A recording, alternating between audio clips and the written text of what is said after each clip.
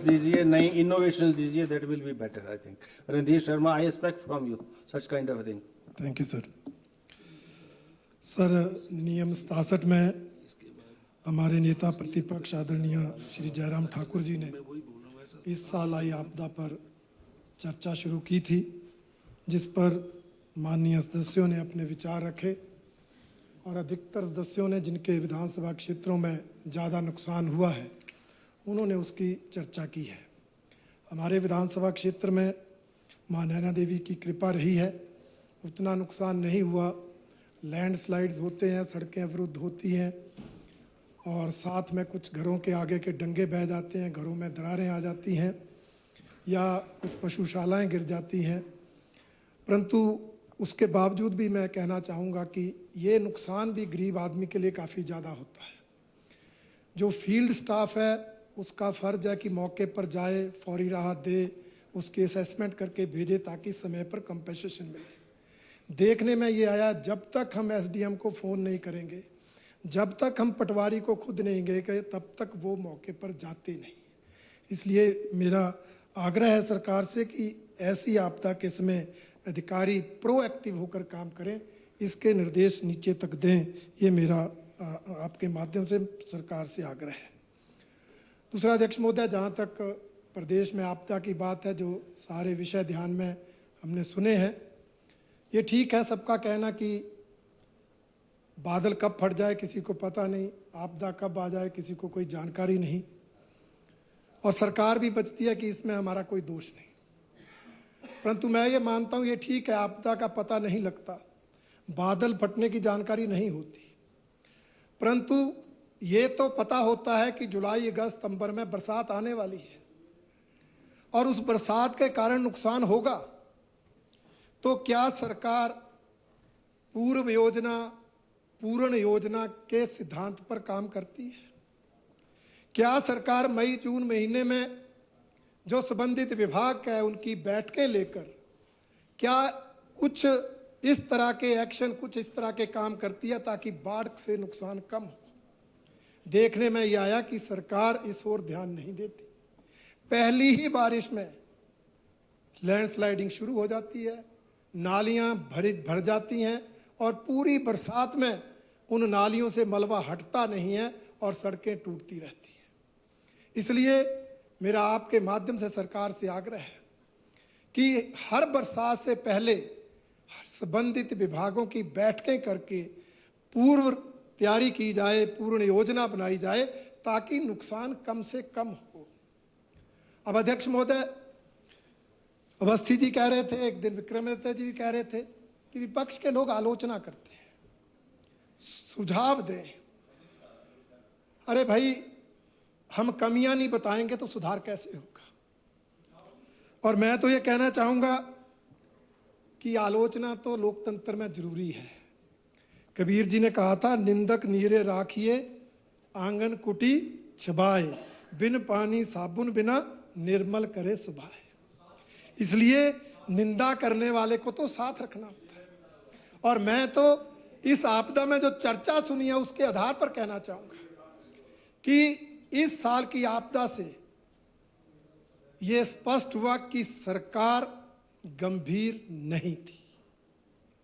अब कारण ये हो सकता है कि ज्यादातर नुकसान विपक्षी विधायकों के विधानसभा क्षेत्रों में हुआ, परंतु उसके एक नहीं अनेक उदाहरण हैं. आपदा से निपटने का मुख्य काम राजस्व विभाग का,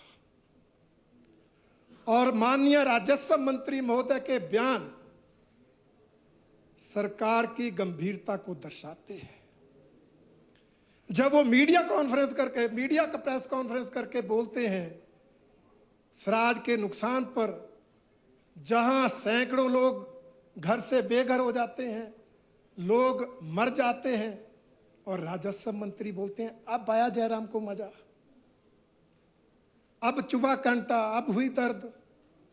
जब ऐसे बयान राजस्व मंत्री देंगे तो क्या संदेश अफसरशाही में जाएगा, क्या संदेश जनता में जाएगा? और यह संदेश गया कि सरकार गंभीर नहीं है. दूसरा प्रमुख विभाग होता है आपदा में लोक निर्माण विभाग. सड़कें ज्यादातर क्षतिग्रस्त होती हैं। ये ठीक है, लोक निर्माण मंत्री जी आपदा से दूसरे दिन गए, परंतु उसके बाद विदेश चले गए। सोशल मीडिया में आया आपदा घटी है, सड़कें बंद हैं और लोक निर्माण मंत्री विदेश में है। होगा महत्वपूर्ण काम, परंतु क्या आपदा से महत्वपूर्ण था? इसलिए ये स्पष्ट बातें हैं जो सरकार की लापरवाही को दर्शाती हैं, जो ये दर्शाती हैं कि सरकार गंभीर नहीं थी।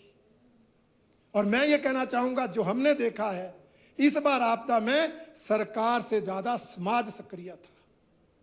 आवश्यकता होती है सरकार प्रोएक्टिव होकर आगे आए, समाज साथ दे, परंतु इस बार समाज आगे बढ़कर आया। समाज ने जो वहां आगे बढ़कर राहत सामग्री पहुंचाई, समाज ने वहां सड़कें रास्ते खोलने का काम किया, सरकार तो तमाशा देखती रही। इसके बावजूद भी आप सोचें कि हम आपकी वाहवाही करें, कैसे संभव है? और इस आपदा में एक और बात ध्यान में आई कि सरकार की विश्वसनीयता समाप्त हो चुकी है। सरकार की विश्वसनीयता पर प्रश्न चिन्ह लग चुका है। अध्यक्ष महोदय, हमारे क्षेत्रों में हमारी सरकार थी, अगर बारिश से कहीं ल्हासे गिर जाते थे तो ठेकेदार सुबह ही फोन करते थे, मेरी जेसीबी लगा दो, मेरी जेसीबी लगा दो। हम कहते थे टेंडर लगने दो, और टेंडर बाद में लग जाएगा, लगा दो, मैं कर देता हूं। विश्वास था कि हमें पेमेंट होगी। आज आपदा में आप टेंडर भी लगा लो, ठेकेदार तब भी टेंडर नहीं भरता, उसको लगता मुझे तो पेमेंट ही नहीं होगी। यह प्रश्न चिन्ह है आपकी विश्वसनीयता पर। और दूसरा प्रश्न चिन्ह, आज मुख्यमंत्री राहत कोष में पैसा देने की बजाय समाज के लोग वहां प्रभावितों को डायरेक्ट पैसा दे रहे हैं। आज समाज के लोग, नेता प्रतिपक्ष, वहां के विधायक आदरणीय जयराम ठाकुर जी के माध्यम से पैसा दे रहे हैं। उनको विश्वास नहीं है कि सरकार हमारे दिए हुए पैसे को सही प्रभावित लोगों को पहुंचाएगी, क्योंकि 2023 की आपदा सामने है। मैं रखूंगा उसके आंकड़े कि जब उसमें राहत नहीं पहुंची तो अब राहत कैसे पहुंचेगी। और आज हम लोगों ने अपनी तरफ से भी, समाज के लोगों ने भी माननीय जयराम ठाकुर जी के माध्यम से प्रभावितों को जो है वो राहत पहुंचाई। और मैं बधाई देना चाहता हूं, धन्यवाद करना चाहता हूं जयराम ठाकुर जी का कि समाज द्वारा दिया हुआ एक एक पैसा जो सही प्रभावित है वहां तक इन्होंने पहुंचाया। इसके लिए मैं इनका बहुत बहुत धन्यवाद करता हूं। परंतु सरकार की ओर से लोग अभी इंतजार कर रहे हैं, कब आएगी राहत, कब मिलेगा फायदा। ये हालत इस सरकार की है। इसलिए अध्यक्ष महोदय, इस सरकार को विचार तो करना पड़ेगा। और एक अपील मैं करना चाहूंगा, मैं हमेशा बोलता हूं कि आप सरकार की गुटबाजी का प्रदेश को नुकसान होता है, विकास में भी हो रहा है। आपने बजट में भी माननीय मुख्यमंत्री जी जिन मंत्रियों से नहीं बनती उन विभागों में बजट को कटौती कर दी। अगर लोक निर्माण मंत्री से नहीं बनती तो पीडब्ल्यूडी के बजट में कटौती, नुकसान जनता भुगते। अरे बनती कितनी बनती वो तो आज के कार्यक्रम में देख लिया। अवस्थी जी, आज के कार्यक्रम में हो गई नारेबाजी, गुटबाजी तो आज ही नजर आ गई। इसलिए आपदा में गुटबाजी का असर ना हो। आपदा में जिन विभागों में नुकसान हुआ है उन विभागों को पूरी धनराशि मिले। हमें शक है कि गुटबाजी के कारण जो है ये आपदा प्रभावितों को जो है वो धनराशि नहीं मिलेगी। इसलिए मेरा आपके माध्यम से आग्रह है कि इस ओर सरकार जरूर ध्यान दे। अब अध्यक्ष महोदय, मैं बताना चाहूंगा, क्योंकि यहां माननीय उप मुख्यमंत्री महोदय ने भी कहा, मुख्यमंत्री महोदय ने भी कहा कि केंद्र से पैसा नहीं मिलता। जब हम बोलते हैं ये फेडरल स्ट्रक्चर है तो हमारा हक है, और इस साल कहते हैं इस साल तो कुछ मिला ही नहीं। मैं आंकड़े बताना चाहता हूं, फेडरल स्ट्रक्चर बीजेपी की सरकार के समय नहीं होता, जब कांग्रेस की सरकार केंद्र में थी तो भी फेडरल स्ट्रक्चर ही था। 2003 से 2013 कांग्रेस की सरकार रही। 10 साल में राहत राशि, चाहे वो एसडीआरएफ के माध्यम से, चाहे एनडीआरएफ के माध्यम से, चाहे एसडीएमएफ के माध्यम से, और उस समय जरूर एसडीआरएफ को सीआरएफ कहते थे, एनडीआरएफ को एनसीसीएफ कहते थे, जो भी राहत मैनुअल्स थे उनके माध्यम से सिर्फ 2650 करोड़ रुपए 10 साल में आए। 10 साल में 2650 करोड़ रुपए आए। अवस्थी जी सुनो, आगे सुनो, आगे सुनो। मोदी जी 2014 में आए, 2024 तक 10 साल में हिमाचल प्रदेश को 7625 करोड़ रुपए आपदा राशि के रूप में केंद्र सरकार ने दिए हैं। आप वैल्यू ही देखते रहो, परंतु आप क्या कर रहे हैं मैं आगे बताता हूं। आपकी सरकार के समय 3 सालों में केंद्र सरकार ने 3578 करोड़ रुपए 63 लाख रुपए दिए। सॉरी, ये मैं अभी प्रश्न है, विधानसभा में प्रश्न लगा है। आपने कहा है कि गत 3 वर्षों में प्रदेश सरकार को आपदा के तहत विभिन्न मदों में 3578 करोड़ 63 लाख रुपए प्राप्त हुए। आपकी सरकार केंद्र में, हमारी सरकार, फिर भी आपको 3578 करोड़ रुपए मिल रहे हैं और आप बोलते हैं हमें कुछ नहीं। और आपकी हालत क्या है विक्रमादित्य जी, मैं बताऊं आपकी हालत बताऊं। आपकी हालत ये है कि 2023-24 में जिस साल आपदा आई, आप कह रहे भारी आपदा आई, केंद्र ने आपको एक ही मैं मद बता रहा हूं, एनडीआरएफ से 787 करोड़ रुपए दिए। और उसमें प्रावधान है केंद्र से जितना पैसा आएगा 10% स्टेट देगा। क्यों मंत्री महोदय, ऐसा ही है ना? 10% शेयर सेंट्रल गवर्नमेंट ने देना है। 2023 में प्रदेश सरकार ने अपने हिस्से का 1 रुपया भी नहीं दिया। ये प्रश्न के उत्तर में आपने लिख के दिया है। ये आपकी कारगुजारी है कि आपदा में प्रदेश सरकार ने 1 रुपया भी अपनी तरफ से नहीं दिया। अध्यक्ष महोदय, फिर ये कहते हैं कि हम बहुत कुछ कर रहे हैं। और आप बात करेंगे अगर इस साल की, तो इस साल भी आपके इस प्रश्न के उत्तर के मुताबिक तो 1085 करोड़ आ चुके हैं, पर मेरी सूचना के मुताबिक 1299 करोड़ आ चुके हैं। आपके मुख्यमंत्री बोल रहे हैं 1 रुपया नहीं आया। 1085 करोड़ रुपए आपके प्रश्न के उत्तर में, मैं अपनी तरफ से नहीं बोल रहा। तो फिर नहीं, आपके नहीं, आपका पीडब्ल्यूडी का तो अलग है, ये तो आपदा की राशि है विक्रमादित्य जी। आपका तो बहुत बड़ा बजट है, ये तो आपदा में आया है। अरे रूटीन में भी आया तो बोलो तो सही कि रूटीन में ही आया। आप बस वहां सर अभी अवस्थी जी एक पैकेज की बात कर रहे थे। आपदा विशेष पैकेज दिया, 4500 करोड़ का दिया। वैसे तो बहुत कुछ है उस पर बोलने पर।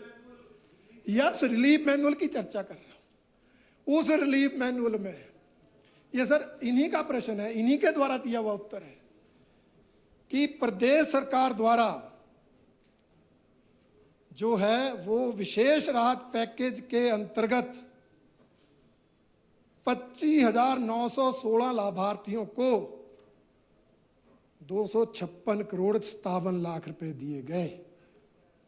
ये विशेष राहत पैकेज है 4500 करोड़ का, जिसमें सिर्फ 256 करोड़, हमारे नेता प्रतिपक्ष थोड़ा लिबरल है, वो 300 करोड़ बोल गए थे। एग्जैक्ट संख्या आपने बताई है 256 करोड़ ये मिला है प्रभावितों को। आप 4500 करोड़ की डफली बजाते रहो, परंतु प्रभावितों को कुछ मिला ही नहीं। सर आपको दिया, वो भारत सरकार ने आपको दिया। जो सर आपने सुना नहीं, 3578 करोड़ 3578 करोड़ आपको दिया। सर ये आपके जवाब हैं। अब आपने नहीं मानना तो मैं क्या करूं। ये सर इनकी आदत है, मैं ना मानूं, परंतु आपके ही प्रश्नों के उत्तर ये सब साबित करा। पूरा पढ़िए, आप पढ़िए। मैंने अपने मतलब का पढ़ लिया, आप अपने मतलब का पढ़ लेते। आपको मौका मिला था, आप पढ़ लेते। सो अध्यक्ष महोदय, इसके अलावा अब आप बार घंटियां बजा रहे हैं। हो गया टाइम, 14 मिनट दे दिया। मैं चाहता हूं कि थोड़ा सा सुझाव भी हो जाए जल्दी। थोड़ा सा मैं आग्रह 2-4 मिनट की आपसे बात आग्रह करूंगा कि ये ठीक है जो सबने कहा है कि आपदा की घटनाएं क्यों घट रही हैं। ग्लोबल वार्मिंग है, उसके कारण ग्लेशियर पिघल रहे हैं, बादल ज़्यादा फटेंगे ही, और उसके कारण ये सारा हो रहा है। परंतु मैंने 2023 में भी आपदा की बहस में भाग लेते हुए कहा था कि हमें रिसर्च वर्क शुरू करवाना चाहिए, साइंटिस्टों को इस काम में लगाना चाहिए। पहले तो ग्लेशियर ना पिघले इसकी चिंता करनी चाहिए। अगर पिघल ही रहे हैं, बादल फट रहे हैं, तो कैसे हम प्रेडिक्शन कर सकते हैं समय की, स्थान की? इस और रिसर्च को बढ़ाना पड़ेगा ताकि हम होने वाले नुकसान को कम करें। दूसरा अवैध खनन है, मुझे बोलने की जरूरत नहीं, हमारे साथियों ने विस्तृत रूप से उसकी चर्चा की है। पर अध्यक्ष महोदय, हालत बहुत खराब है। बाकी जगह तो खड्डे होंगी, नदियां होंगी, तब अवैध खनन होता होगा। मेरे तो चंगर है, सूखाग्रस्त क्षेत्र है, जहां कभी खनन नहीं होता था, इस बार तो वहां भी अवैध खनन हो गया। 20-20 मीटर गहरी खुदाई करके पोपलेन के माध्यम से पत्थर निकालकर ओवरलोडेड टिप्पर पंजाब में बिक रहे हैं। सरकार कोई कार्रवाई नहीं कर रही। सरकार के कर्णधार वहां पर उनको शह देते हैं, अधिकारियों को कार्रवाई करने से रोकते हैं। इस तरह अवैध खनन को बढ़ावा देंगे। इस बार तो मां नैना देवी की कृपा से बच गए, कितने दिन बचेंगे? इसलिए पूरे प्रदेश में अवैध खनन हो रहा है। इस पर कोई पॉलिसी तो बने, पॉलिसी बने तो उसको इंप्लीमेंट तो करो। आप किस दर से बोल रहे हैं? आज बहुत अच्छी बात भवानी पठानिया जी ने की, हमारे आदरणीय चंद्र कुमार जी ने की। सरकार के ही लोग समझ रहे हैं, महसूस कर रहे हैं, फिर भी हम इंप्लीमेंट नहीं कर रहे। और सरकार के ही कुछ लोग ऐसे हैं जो ऐसे अवैध खनन को बढ़ावा देते हैं, संरक्षण देते हैं। आप अवैध कटान की बात करते हैं, चर्चा चिंता सब करते हैं, पर विचार करिए कि आपकी सरकार के समय में अवैध कटान तो क्या, अब तो अवैध डिपू लग रहे हैं, अवैध डिपू लग रहे हैं। मीडिया इतनी उछालता है, सरकार कोई कार्रवाई नहीं करती। आप कैसे बच सकते हैं? कैसे बच सकते हैं? धर्मपुर के अवैध डिपू पर अगर कोई कार्रवाई सरकार ने नहीं की तो मेरा आरोप है कि सरकार ही उसमें संलिप्त थी। क्यों कार्रवाई नहीं होती? उससे बाकी अवैध काम करने वालों के हौसले बढ़ते हैं। इसलिए जब तक ये अवैध खनन, अवैध कटान, अवैध काम नहीं रुकेंगे, ये आपदाएं आती रहेंगी। अध्यक्ष महोदय, एक मेरा और सुझाव कि हमें डेवलपमेंट मॉडल पहाड़ का क्या हो, इसकी चिंता करनी पड़ेगी। हिली स्टेट्स का डेवलपमेंट मॉडल प्लेन स्टेट से अलग होना ही चाहिए।